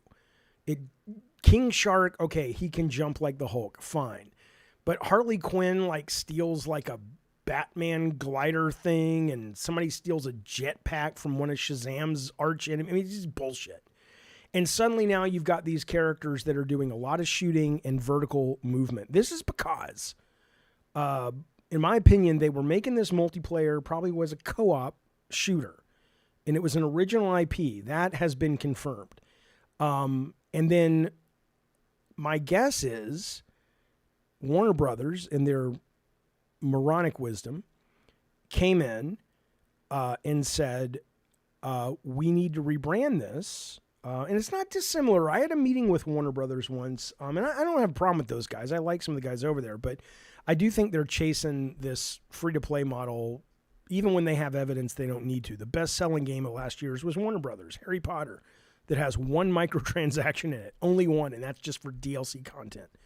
But anyway, I was having a meeting with these guys 5 years ago, and we were pitching them that game. I was going to try to get off the ground, Guardians, which was kind of Left 4 Dead, but flying, right? It was like these 4 teenage girls who died. They were all from different religions, and they were brought back to life with powers of the various gods that they prayed to, okay? And they seemed to really like it, and we talked about it for a while, and then they says, hey, what do you think of Birds of Prey? And I said, I like Birds of Prey. I'm a big comic fan. And they said, could you guys get back to us and tell us maybe what this game could be like if it was the same game, but it was Birds of Prey? And we were like, okay, we'll think about it. And of course, no. It didn't happen, obviously. And I mean, I would have loved to work with Warner Brothers Toys. I love DC Comics, but it wasn't what I wanted to do. And I'm not saying they were committed anyway. We were just talking. But so it wouldn't surprise me if that's not what happened here, which is they were like, hey guys, new IPs, dangerous. We got Suicide Squad. Your game is a lot of fun. Make it work for Suicide Squad. Is that's what I think happened, and that happens sometimes. And I know like one or two of the leads of this company left. I don't know if they were kind of like, I'm making all this up. I have no evidence, but it totally plays out this way a lot. Which is you're like, if you're the leads and you got bought and you're like, bitch, we did the best superhero games in the history of the medium. And now you're going to come in and force us to make this shit. I'm out. My Keyman contract is expired. I've got my millions. I'm fucking out. I'm not doing this. I don't blame him. I don't understand. I mean, think about how, somebody at the studio, maybe it was like, it was a Warner Brothers executive, or I don't know. But somebody must have looked at their multiplayer game and said, you know what we could do, boys? We could totally come up with reasons why Deadshot and Harley Quinn and what's his name? Boomerang Man or Mr. Boomerang, where the fuck his name is. We could totally come up for reasons why they can fly and go massively vertical. And we're already halfway there because we know that game is good and fun, or they thought it was. That's what I think happened. And that's a real fucking shame. It's a real fucking shame. Captain Boomerang, that's his name. Okay. After playing the alpha, says Vincent, I don't see any universe where this is better than a successor or as successful as Arkham Knight. Yeah. I don't think they need to stay with Batman, but I think they were clearly are clearly a talented team. And, I don't get these executives, man. I just don't fucking get them. I understand that it's not about, give the artist all the rope they want to hang themselves, leave them alone. You do that too much, you get nothing but Death Stranding. I get it. But there's a balance between that and going, hey, we bought you guys for a reason. We respect you for a reason. You've been successful for a reason. And in that, maybe we need to work on this balance a little bit more, is what I would suggest. Okay. Nobody cares about this guy. If you're going to come in and you're going to, it doesn't matter. I'm not going to acknowledge it, but it's really weird that's the best way. That's the best thing he's got. Okay. Anyway, that's what I think's happening there. Do with it what you will. And I'm telling you something. People are saying it's fun. I'll play it when it's on Game Pass. Look, I played the 2-hour trial of Gotham Knights on PlayStation. I had more than enough. I was fine. But it was good. It was fun. But I don't want to fucking own that shit at all. I'm just not interested. Okay, let us move forward. Let us talk about how uninterested I am. Like, what do I say on the show all the time? I'm done with award shows, I think, because I'm tired of complaining about how shit they are. Today, here's the story. The story is not me sharing with you that today the Game Developer Conference Awards were announced, the nominations. Whatever. You can find that out for yourself. All the usual suspects are here. There's a little bit more love towards some more unusual games, but not much. But a little bit. I just think it's stupid. That's the story. The story is how little I give a shit about this stuff anymore. As a guy who's won awards, was excited. I remember the very first time we were up for an award. It was GamePro. It was some E3, and GamePro was giving out awards, right? This is how excited I was. And we had gotten an award for best level design or something for Twisted Metal 1 or 2. I don't remember. I think it was 1. And all I had to hear was award show. And I thought this was, I was just like, this is the greatest day of my life. I made sure to wear something nice. And me and I think Kellen Hatch went to get the award, one of the designers at the time it was Single Track. And it's just so not what it seems like it is. And I don't care anymore. So will I watch it? Yeah, I'll watch it because I'll stream it and we'll make fun of it. But it is, somebody in the chat says it's just, CR3D says they're just big circle jerks. It's all dumb. It's just fucking dumb. So anyway, if you care about such nonsense, the games of the year, I'll jump to that. How about that? I'll tell you what the games of the year Baldur's Gate 3, surprise. Cocoon, surprise. Dave the Diver, finally. Dredge, finally. Spidey 2, I still don't get it, but I love it. Okay, Legend of Zelda Tears of the Kingdom, of course, brilliant. Honorable mentions were Alan Wake 2, Diablo 4, Sea of Stars, Starfield, Super Mario Brothers Wonder. There you go. There you go. Toxmod says it's just pure entertainment. Yeah, but if you're going to make it pure entertainment, then make it entertaining. Don't, like if you're Keighley, just get rid of the awards. Or like I've said before, if you want to fucking do the awards and you want to make them entertaining, let the critics vote and let the audience vote. And then let's compare what they voted on and tell us how many votes this guy lost this game. Dave the Diver was second place for best game of the year, but they lost it to Baldur's Gate by 4 fucking votes, right? Give us something like that. And bring out some sexy cosplayers that can mud wrestle. Or, fucking Vince McMahon up the goddamn thing if you want to make it entertaining. I'll tell you what. I'll make a guy. That's a video game show I would make. I would go all Maury Povich and Vince McMahon on the video game award genre. And it would be awesome.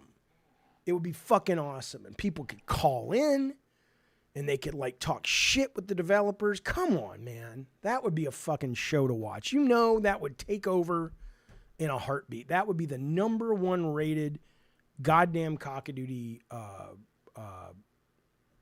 Jerry Springer, that shit. That's right. Absolutely. God damn it. That's what I'm going to do next. Okay. Let's talk about China. China. Yeah, that's not a bad idea, Awesome. Awesome says Nintendo versus Xbox in a steel cage match. Seriously. Let's raise $300 million, right? Let's get an investment, whatever. We'll figure it out. And it's like, look, we'll take an executive from Nintendo, an executive from Xbox, and an executive from Sony. We will put them in a cage match or a boxing match, so it's more legit, or an MMA match, and whoever wins, their company gets that money to make the game. And then you put the directors in there, and you say, okay, so Sony gets it. Well, Corey wants it. Neil Druckmann wants it. Amy Hennig wants to come back and make a new Uncharted. It's like the Money in the Bank battle at WWE. There's literally, let's say, $400 million in budget sitting there in the briefcase, and all they got to do is get up there and get it. And it's Corey versus Neil versus Amy. Come on. Man, I'd watch the fuck out of that show. Jaffe says, Twisted, what do you think about Starfield Collector Edition, including a steelbook game case but no physical disc? I don't care. I think collecting... I mean, if you collect and you like stuff like that, that's great. But I've already got the game. Why would I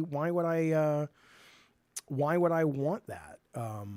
But I mean, I think if you're into collecting, you'd have to ask a collector if that's viable or not, or a valuable thing or not.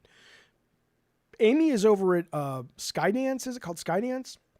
Running their interactive division. She's directing the Captain America Black Panther World War II video game, which they still haven't really talked much about. I hope it's more mainstream versus core gamer like she had talked about back in the past, but they haven't really said all that much. So, okay, let's talk about China. So this is the context. So I downloaded the Finals, the multiplayer game. It's free on every system. A bunch of the Battlefield guys worked on it. Really cool destruction. I mean, it's, and you know it in the trailers, but the first time you're in a game and literally the floor falls out from under you and 2 bad guys rush in from the open cavity that's just been created by the explosion. And you're like, oh shit, it's really cool. So I played about 2 games. It's a little bit of enough of a twist on games that it's interesting enough. The weapons and items you can get really do seem to complement the mission of capturing the gold and then investing it or banking it or whatever. So I was like, all right, I'm going to play this for a while. Let's do this for game night for the members. And then I started seeing about all the cheaters online. And at first I'm like, oh, well, yeah, I don't want to, until they fix that, I can barely I can't even hold my own against non-cheaters. The last thing I want to do is, play with all the fucking cheaters. So I was just doing a little investigating into it. And apparently what I was seeing a lot of on Steam and other places was a demand from gamers to ban servers in China. And I'm like, why? What does that have to do with anything? And so I did a little bit more of a deep dive into this because I was curious about it. And apparently, now the company who makes the game has said, hey, well, here you go. You can look on the internet. Here's the, if you go to the ratings of the game, you'll see it's got great reviews, but a lot of the negatives are about the cheaters, right? And so, you know, and it's doing great, I guess. I mean, its peak was 240,000. Now its weekly average is about 64,000. So it drops, but everything drops. But it's not like a dead game at all. It's still probably coming up. But the cheating thing really kind of bugged me. And I was like, why is it coming from China? And the developer's like, well, look, we're not going to ban Chinese servers. That's xenophobic and it's racist and blah, blah, blah, blah. And I'm like, okay, sure. But why do they want you to? And apparently this is what and you guys watching this may know this. This may be common knowledge, but I've never heard about this. I didn't know this. Which is basically China, according to some, and this may be a very xenophobic thing to say, and I don't mean to sound that way. I'm just repeating what I heard, and I was surprised to hear it, which is China apparently has a pretty big culture baked into the culture of cheating being okay. And cheating being totally a normal thing to do. And there is no problem doing it. Whereas in America and other Western countries, it's looked at as something shameful and something bad. And I remember when we were pitching Drawn to Death to a lot of Western companies, they were very hyped on, or at least to my face, I don't know what they really thought, but some of them funded it or wanted to fund it. So they were really hyped by the idea of that I wanted to make a free-to-play game, this before Fortnite and Battle Passes, that was fair and that was not pay to win. But when we pitched to Eastern companies, they were like, oh yeah, well, in our territories, paying to win is actually looked at differently. It's like peacocking. It's like, look, I have the money to do better than you. And in that, there is a great deal of entertainment value and social status value.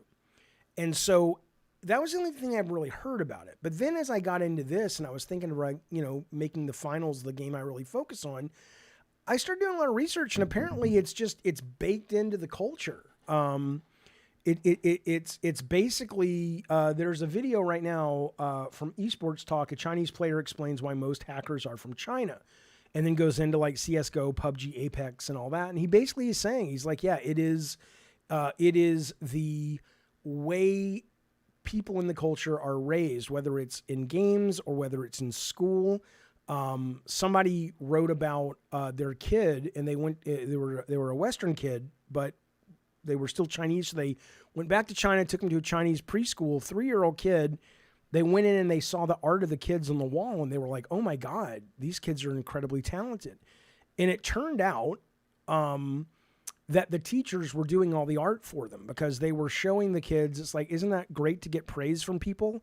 You should always pursue the praise. And the parents were like, yeah, but they didn't actually earn it. But that was sort of a Western way of thinking. It wasn't, in China, it was like, yeah, no, it's, I think they called it face or something. It's more important to have that outward facing appearance than it is to actually, lose, but do it, as Americans would call it, with honor. And so if that's the case, I know that here it is right here. Culture of cheating starts in kindergarten. This is where that story comes from. I know that, if you're the developer of a game like this, then I would just kind of be like, well, if that's true, and the developer's saying, well, we have a lot of cheaters, and yeah, they all have Mandarin names, but that's because it's hard for people to report them. So you could be a kid in Louisiana, like Rob the Mod, who's probably cheating all the time, and, he will use a Mandarin name, but he'll use it not because he's from China. He'll use it because if you catch him cheating, most people don't know what that name is. So how do they, alert the mods or whoever? So Rob is more used to being cheated on, says RPG. That might be true. Poor Rob. Face is the reputation system in Sleeping Dogs, a game set in Hong Kong, says Sewage Alep. Yeah. So, I mean, again, yeah. And Wallace says in China, the end justifies the means. So I'm not here to, because what the most fascinating part about it is really that culturally there is no, I mean, you can get into a big philosophical debate about are there actual morals or is it all cultural, right? It is fascinating that something is ingrained in somebody in the West that cheating is bad is just sort of is residue from the culture, from the propaganda, just like in China. And so people say, why don't they region lock it? I mean, I'll tell you what, this was their statement. They said, let me see if I can find it. Let me just put the finals. A lot of people were saying, hey, ban China is what they wanted. They said, China, ban the finals. The finals devs have confirmed they will not region lock the game. It was deleted. I really do not care what region, but until they find a way to ban the players, they should lock it to make the game experience better. Let's agree to call it ping or latency limit then. If you're over 150, you're not allowed to connect. I don't know. I just think it's I think it's a real tough nut to crack because you got to have, China's a huge gaming community, but is anybody? Let me ask you this: is anybody not playing the finals because of the cheating, or this is a tempest in a teacup and a lot of people aren't bothered by it? But I played a few games, I liked it, but I just don't want to dedicate my time to it. And they're like, oh well, we just released an update today. It's got better cheating, this and that and the other. I don't know though. I'm gonna look at the chat real quick. You guys tell me, is this a game that bothers you in terms of cheating? Medic says the amount of hackers make it very hard for me to play. I get kicked about 13 times a day. Admiral says I played too much PUBG years ago, and yes, there were Chinese hackers all over. They really ruined the fun a lot of rounds when you survived to the end. Okay, yeah. So that's, there is an update that's supposed to come tomorrow that's going to enhance security. I hear that. For Sigil says the finals is not serious enough shooter. It feels like people play finals to have fun, less than can compete. Well, yeah, but I still want to compete. I mean, I don't want to compete at a, MLG level, but JD says, I was thinking about it, but now I am not going to, knowing this. It sounds annoying. All I can tell you is my experience with it. And Gaming Philosophy says there's less hackers on PlayStation. Game is dope. I thought it's crossplay, though. My experience with it, because I'm not that good at these kinds of games, is people could be cheating, and I wouldn't know it. I would just go, wow, they're really good. So I got to reach out to you guys who are actually good at this shit to go, is this a real problem? Plazuka says, this is what I meant about games being under attack and gamers not caring about the integrity. I mean, yeah, but that's again, if you're in China, maybe they're going, well, what? This is our culture. Fuck you. If I can win and I can get away with it, that's celebrated here. Just like, if we saw somebody who's like, I worked my ass off and, was able to become a great basketball player, we would celebrate that. That's just cultural. Okay, Gaming says you can disable crossplay. The PS matchmaking prefers PlayStation players either way. Okay, that's cool. That's good to know then. All right, I will try that. So that makes sense. There are less hackers on the PlayStation version. And you can turn off crossplay. And in that, you're going to have a better experience. Okay, then I will try that. I will absolutely try that because what I did play of this game I liked. It's really fun. Even if you only... I recommend trying it. It's free, and the destruction is just a sight to see. One Winged Angel is saying that's not true. What Admiral... not Admiral... who just said that? Gaming Philosophy said is not true. Okay, interesting. Sean says disabling it helps a bit. Console players also cheat. Don't get it twisted. Yeah, but do they have as many tools to cheat with? And do they tend to cheat on PlayStation Plus? or PlayStation versus PC. Imagine you play 40 minutes in something trying to stay alive, making all the right decisions, says Admiral. Then you and your buddies get slain through a wall. Yeah, it's bullshit. Sean says, I don't play MP games because of cheaters these days. They're everywhere. Medic says the developers did not intend for this game to be an esport right off the bat. No, I know, but look, we never really thought Drawn to Death was going to be an esport, but if you put out a multiplayer game that is competitive, it needs to be fair. But yeah, there is an update coming tomorrow, so maybe I'll wait for that, give it a play, and I'll get back to you. But I really did find this fascinating, though, that the cultural part. I didn't know that. And again, I'll knock China all day long over their government, but this is different. This is just like, I'm in no position to have an opinion over if the way I was raised culturally when it comes to this topic is better or worse. I don't fucking know. I can tell you that I think for a number of reasons, China is ahead of a lot of other countries, in part because they don't really have the kind of limits. I mean, they'll do crazy fucking science experiments and shit over there that I wish we could do over here, but it's like, Jesus wouldn't like that or something. I don't fucking know. All right. Let's move forward. So coming out this Friday, and I was talking to somebody was playing this on this when I was talking to him the other day about the Last of Us remake. They interviewed the director of the Last of Us Part 2 remake. He also directed the much-loved Last of Us Part 1 remaster. If you don't know, you got to know. It's coming out this Friday. It's a $10 upgrade if you already own the game. You get a new roguelike mode called No Return, which I hear is pretty good. New behind-the-scenes look at some unfinished content, which I think is like director's commentary over the gameplay, as well as performance improvements, and there's a couple other things in there. But here's what the director said that stood out to me that I thought was pretty interesting. One was sort of just at a high level design philosophy. They were talking about because No Return is so action packed, and it's just kill, fight. The question from Game Informer, Video Games Chronicle was there ever a discussion about whether No Return would trivialize the extreme violence in the main game and lessen the impact as a narrative tool? It's an interesting thing to think about. He said, yes, we spoke about that a lot. Firstly, you're supposed to play this after you've completed the story, not just because of spoilers, but also because the main game ramps up teaching how to do things. So I guess he's saying that by then you would have gotten the message and it's clear this is just kind of an arcade mode. We talked a lot about how we use violence in the main story to try to explore the themes of the cycle of vengeance and things like that. And there's no way you could similarly honor those themes in a mode like this. So we think of it much more as an arcade mode. It is interesting that, I don't know. It's interesting when and where certain developers and certain publishers draw the line with how precious they are with their IP, right? It's like we spent all this money, all this time on Last of Us 1 and 2, and it's like, this is our world and our message, and it doesn't make sense. Like, that's the purist take on it. And I wonder if marketing's going, I don't care. You need a mode that is evergreen, like a rogue mode. Figure it out.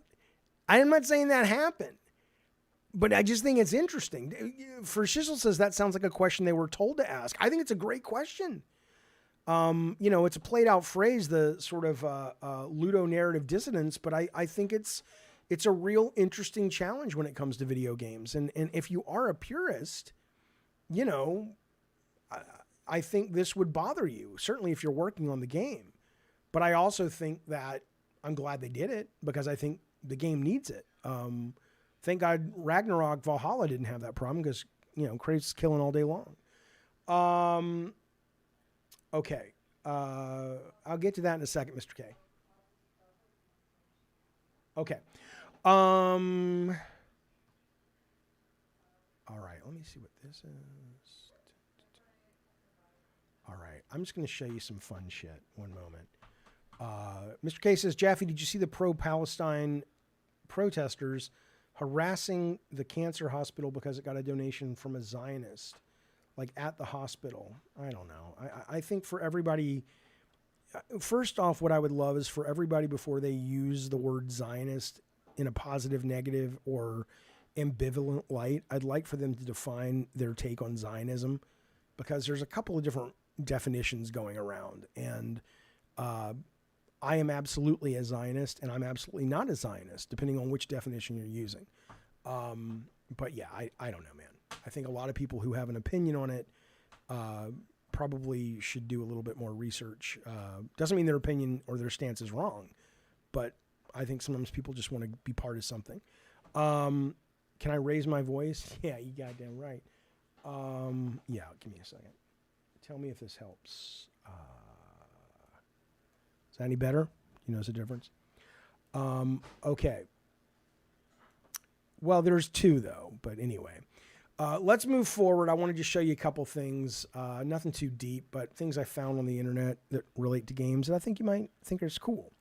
If you're like me and you like pure gameplay, and that doesn't mean I don't like games with stories, according to John Garvin, who thinks I said that. I never said that. I just like it's a different topic. But pure mechanics is what is the art form, and I would rather stories come from pure mechanics as often as possible.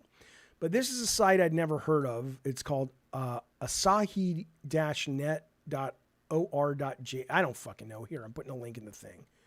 And it's pretty cool, man, if you like the pure gameplay. It's just, I think, hundreds of just really cool micro games that you can play in your browser. And if you are a designer, or are you considering getting into gameplay, game design, there are worse things to do than play a bunch of these and go, okay, let me take this and go, what can I do with this? How can I twist this as an exercise? And how, it wouldn't take you that long to make either. This is literally a take on Pac-Man. I'm going to show you this. It's called Paku Paku. And all this fucking thing is, but it's addictive and it's fun, is it's all these games are played with one button. Let me turn it down now if I can. And this is all it is. Okay, hang on. I got to get the right. Where's my keys? Hang on. Maybe it's this? Nope. Spacebar. Okay, so all it is you're trying to survive as long as you can, and you got to sort of learn the patterns, and you learn how slow and fast he is. See, right? All of these, right? And there are so many of these. And again, I played that for 30 minutes the other day. I'm just moving fast because I want to show you some of these. If you're interested, I put the link there. It's a really cool exploration of gameplay. And I know some of you guys are like, that looks like shit. Okay, fuck you. It's not for you. But if you're into the gameplay, look at this one. This one was great. This is called Ladder Drop. Look at this. This is pretty fucking cool. So you got to get this guy to the top before the bottom drops away. Right, so... this really... Fuck now. Please fell down, right? This is good stuff. I'm not saying sell it for $70, and that's not the point. It's just pure gameplay. Fuck. Let me try one more time. But you can also crush the guys, so you have to be careful. I'm fucked. Maybe not. Yeah, I'm fucked. I'll try one more.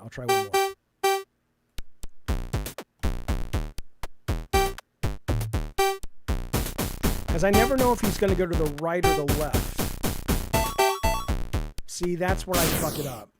I wish I could determine where he goes. Let me see if I can just...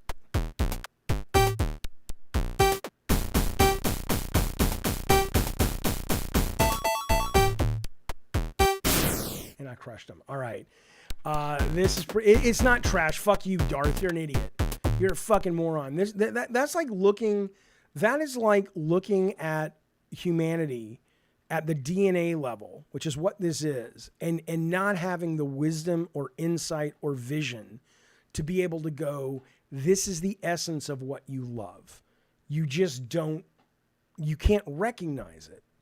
You can't recognize it. But that's a you problem, my little friend. That's a big you problem. Anyway, the link, let me try this one real quick, then we're going to move on. I want to show you some more stuff.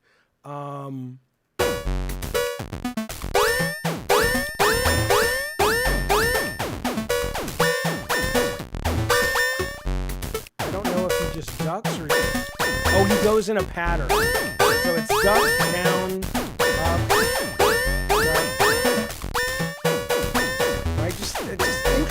would have to think it's loud, I know. But that's interesting. It's interesting to me that the gameplay is, it's like, okay, can you solve this? But you're having to take into account every single time you shoot, you have to know where you are in the pattern. That's exactly right. Toxmod says, if anyone ever had music appreciation in high school, this is what that is for games. Right. If all you are is just like a game player and you don't care about the medium in terms of how it works, that's fine. But that's not what this is. That's not what this is for. All right. Let's move forward, shall we? This you'll like, because there's, 3D graphics. Contra .02 or 0.2, right? I agree, Masochista. This is a Kickstarter that just went live. They already have all their money. They don't need your fucking help. But it's got 19 days to go. Apparently, this company has done this with a bunch of things. Now they're doing it with PlayStation 2. It's really attractive. It's a nice collection. It's basically a 4 hardcover volume set covering the whole history of PlayStation 2. These are some of the things you can get. Like there's a God of War cover, a Kami cover, Sands of Time, and Final Fantasy 16, 15, whatever. I don't know. 10. Okay, fuck you. And each one is different. It starts with sort of how it was made and all the different models. Then it goes into all the games and it goes into all the reviews. And here's a bunch of shit that you can see. I wonder why I can't click on any of these. Let me open one of these fucking things. Hang on. Yeah, they keep it intentionally, shitty, which is weird. But it's pretty fucking robust. Yeah, there was a reversible cover for God of War. So if you're interested in this, and look at all the different colors they had. The collectible models of the PS2, I didn't even know they had some of these fucking colors, right?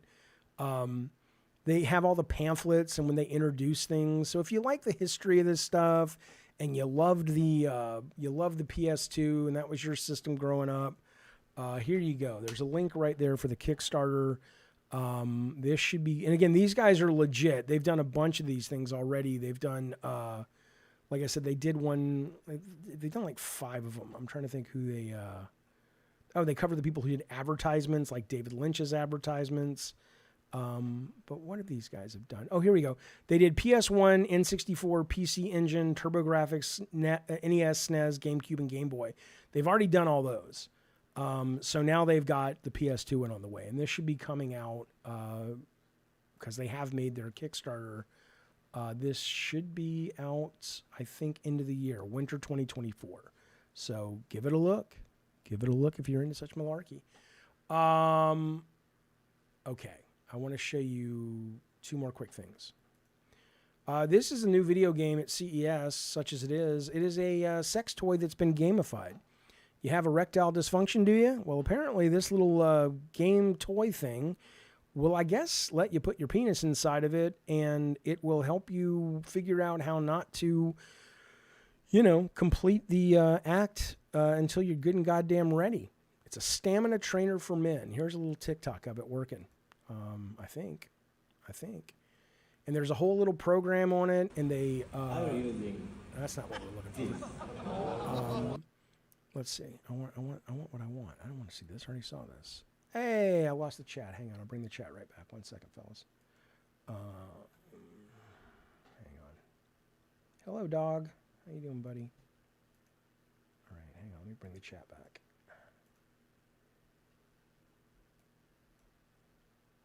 Come on. Pop out chat. Okay. Yeah, edging machine. It's pretty much. Yeah, she's doing a demo. So it's got this little app, and I guess they do it like planets. Like the better you get, the more planets you can visit. It's kind of like what, Todd wanted to do for Starfield, I guess.